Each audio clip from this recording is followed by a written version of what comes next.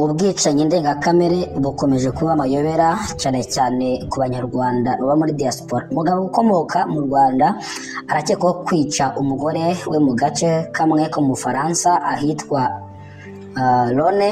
Ikinyamakuru Le Parisien kivuga ko umugore yicishijwe ibyuma ndetse mu buryo bukabije bunateye ubwoba. Uwo mugabo rero yahise atabwa muri yombi akaba afungishijwe ijisho. Nyakwigendera ni umugore w'imyaka 35 y'amavuko yishwe n'umugabo we ku cyumweru tariki 23 Ukwakira umwaka wa 2025 ahitwa Saint-Priest cyangwa se Priest. Amakuru avuga ko uriya mugore yari yatanze ikirego mu mwaka wa 2014 na 2019 agaragaza ko ahohoterwa, ariko nyine bagira ngo ni ibiranga. Biriya byabaye ubwo abana batatu bari basinziriye, umwana umwe afite imyaka 6, umukuru afite imyaka 9, umukuru none muri bo afite imyaka 12. Uyu mugabo yahenze basinziriye, aragenda ateragura umugore w'ibyuma kugeza apfuye. Bariya bana ngo batwawe n'umwe mu miryango yabo wiyemeje kuba yabarera kubera ko mama we yamaze kuba yakwitaba Imana. Urumva ko abo bana batatu umwe mu muryango yabo yise abatwara, ubwo nyine agiye kwishyiraho umuzigo kwera papa wabo. Uriya mugore nawe rero ngo munyarwandakazi 2014 na 2019 yari yatanze ikirego arega umugabo we w'imyaka 39 agaragaza ko amuhohotera.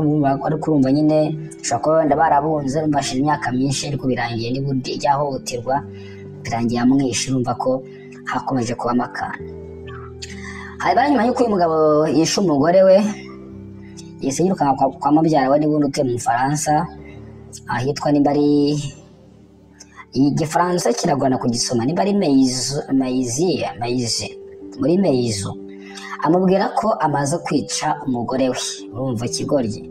Asemara kwicara ngo agenda abwira mubyara we ko ngo yishe umugore we, bamuha igikombe bamukatire kabisa. Mu Faransa rero mu bwicanyi bwo mu muryango ngo bwibasiye abantu bagera kuri 31 kuva ngo uyu mwaka watangira. Umuryango witwa ngo nimba ari Nutute, Igifaransa singenzi Icyongereza, ukaba ngo wamagana ubwo bwicanyi. Le Parisien, ikinyamakuru Le Parisien kivuga ko imibare yatangajwe mu mpera z'Ugushyingo 2024 igaragaza ko abagore 96 bishwe nabo bashakanye mu mwaka wa 2023 makimbirane ngo y'abakundana 119. Jesus Christ. Muri aya makimbirane 82 abagabo nibo bisha abagore, ariko se abagabo nkabaye muti bagahini. Nta gihe gishize mu Bubiligi naho humvikanye umugabo ukomoka mu Rwanda, njyango murabizi, wishe umugore we nabo bari bafitanye abana bangahe? 2. Muradusebya muri diaspora, murimo kudusebya nyabuneka, murimo wakora ibintu bitari byiza cyane. Reka twihanganishe uyu muryango wabuze uyu mudamu, ariko uyu mugabo mana yanjye, uyu mugabo nawe sinzi ibihano byo muri mu Bufaransa, ariko nawe afungwe yumva ukuntu bimera.